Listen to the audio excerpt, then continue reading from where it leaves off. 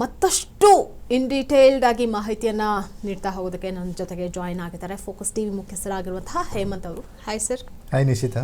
Sir, ಈಗಾಗಲೇ ಬೆಳಗಾವಿ ರಾಜಕಾರಣ ಮತ್ತೊಂದು ಏನು ರೋಚಕ ಹೌದು ದಿಕ್ಕಿನತ್ತ ಸಾಗ್ತಾ ಇರುವಂತಹದ್ದು. ಈಗ ಲಕ್ಷ್ಮೀ ಹೆಬ್ಬಾಳ್ಕರ್ ವರ್ಸಸ್ ಲಕ್ಷ್ಮಣ್ ಸವದಿ ಅನ್ನೋ ತರ ಇದೆ. ಯಾರಿಗಿಲ್ಲಿ ಸಚಿವ ಸ್ಥಾನ ಸಿಗುತ್ತೆ, ಇಬ್ಬರಲ್ಲಿ ಯಾರಿಗೆ ಒಲಿಯುತ್ತೆ, ಸಾಧ್ಯತೆ ಯಾವ ರೀತಿ ಇದೆ ಅಂತ ನೋಡ್ತಾ ಹೋಗೋದಾದ್ರೆ ಇದೊಂಥರ ಏನಂದ್ರೆ ಇದು $1 ಮಿಲಿಯನ್ ಪ್ರಶ್ನೆ ಅಂತ ಈಗಿನ ಕಾಲದಲ್ಲಿ ಈಗಿನ ಟೈಮಲ್ಲಿ ಹೇಳ್ಬೋದು ನಿಶಿತಾ. ಯಾಕಂದ್ರೆ ಲಕ್ಷ್ಮಣ್ ಸವದಿ ಅವರು ಒಂದು ಕಡೆ, ಲಕ್ಷ್ಮೀ ಹೆಬ್ಬಾಳ್ಕರ್ ಮತ್ತೊಂದು ಕಡೆ.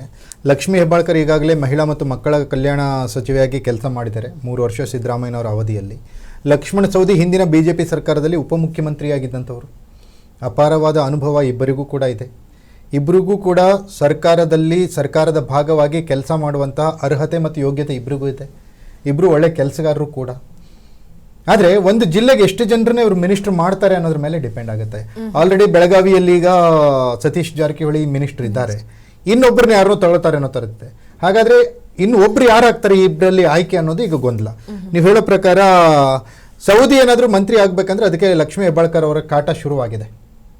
ಲಕ್ಷ್ಮೀ ಹೆಬ್ಬಾಳ್ಕರ್ ತಾನಾಗಬೇಕು ಅಂತ, ಲಕ್ಷ್ಮಣ ಸವದಿ ಅವರಾಗಬೇಕು ಅಂತ.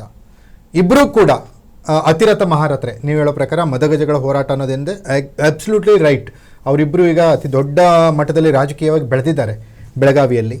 ಇಬ್ಬರು ಕೂಡ ಏನಂದರೆ ಕೋಆಪರೇಟಿವ್ ಸೆಕ್ಟರ್ನಿಂದ ಬಂದಂಥವರು. ಲಕ್ಷ್ಮಣ ಸವದಿ BJPಯಿಂದ ಕಾಂಗ್ರೆಸ್ಸಿಗೆ ಬಂದು ಈಗ ಮಂತ್ರಿ ಸ್ಥಾನಕ್ಕೆ ಕಾಯ್ತಾ ಇದ್ದರೆ, ಲಕ್ಷ್ಮೀ ಹೆಬ್ಬಾಳ್ಕರ್ 2ನೇ ಬಾರಿ ಸಚಿವರಾಗಿ ಈಗ 3 ವರ್ಷಗಳ ಕಾಲ ಮಂತ್ರಿಯಾಗಿ ಸಿದ್ದರಾಮಯ್ಯನವರ ರಾಜೀನಾಮೆಯಿಂದ ತೆರವಾದಂಥ ಸ್ಥಾನ ಈಗ ಮತ್ತೆ ಅದೇ ಒಂದು ಪ್ರಬಲ ಖಾತೆಗೆ ಬರಬೇಕಂತ ಕಾಯ್ತಾ ಇದ್ದಾರೆ. ಬಟ್ ಫೈನಲಿ ಹೈಕಮಾಂಡ್ ಯಾರಿಗೆ ಅಸ್ತು ಅನ್ನುತ್ತೆ, ಯಾರಿಗೆ ನೋ ಅನ್ನುತ್ತೆ, ಇನ್ನೇನು ಗೊತ್ತಾಗಬೇಕಿದೆ ನಿಶ್ಚಿತ. ಅದರಲ್ಲೂ ಸರ್ ನೀವು ಹೇಳಿದಾಗೆ ಈಗಾಗಲೇ ಒಂದು ಕಡೆ ಏನು ಲಕ್ಷ್ಮಣ್ ಸವದಿ ಅವರು BJPಯನ್ನು ಬಿಟ್ಟು ಕಾಂಗ್ರೆಸ್ಸಿಗೆ ಬಂದಿದ್ದು, ಅಲ್ಲಿ ಏನು ಟಿಕೆಟ್ ಕೈ ತಪ್ಪಿತು ಅನ್ನುವಂತಹ ಕಾರಣಕ್ಕಾಗಿ ಇಲ್ಲಿ ಸಚಿವ ಸ್ಥಾನ ಸಿಗುತ್ತೆ ಅನ್ನುವಂತಹ ಹೋಪ್ನಿಂದ. ಆದ್ರೆ ಕಳೆದ ಬಾರಿ ಕೂಡ ಸಿದ್ದರಾಮಯ್ಯ ಅವರ ಕಾಲಾವಧಿಯಲ್ಲಿ ಅವರಿಗೆ ಸಚಿವ ಸ್ಥಾನ ಸಿಕ್ಕಿಲ್ಲ, ಕೈ ತಪ್ಪಿತು, ನಿರೀಕ್ಷೆಯಲ್ಲಿದ್ರು. ಮತ್ತೆ ಈಗಲಾದ್ರೂ ಸಿಗುತ್ತಾ ಇಲ್ವಾ ಅನ್ನುವಂಥದ್ದು ಒಂದ್ ಕಡೆ. ಆದ್ರೆ ಲಕ್ಷ್ಮೀ ಹೆಬ್ಬಾಳ್ಕರ್ ಅಂತ ಅಂದ್ರೆ DK ಶಿವಕುಮಾರ್ ಅವರು ಅವರಿಗೆ ಕೊಡ್ತಾರೆ ಸ್ಥಾನಮಾನವನ್ನ ಅನ್ನುವಂಥದ್ರ ಬಗ್ಗೆ ಕೂಡ ಸರ್ವೇ ಸಾಮಾನ್ಯವಾಗಿ ಮಾತನಾಡ್ತಿದ್ದಾರೆ.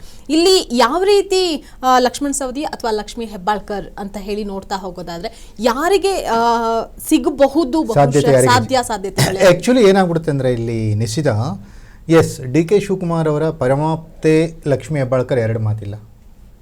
DK ಶಿವಕುಮಾರ್ ಲಕ್ಷ್ಮೀ ಹೆಬ್ಬಾಳ್ಕರ್ ಅವರ ರಾಜಕೀಯ ಅಭ್ಯುದಯಕ್ಕೆ ಹಲವು ರೀತಿಯ ಕೊಡುಗೆಯನ್ನು ನೀಡಿರೋದು 2 ಮಾತಿಲ್ಲ.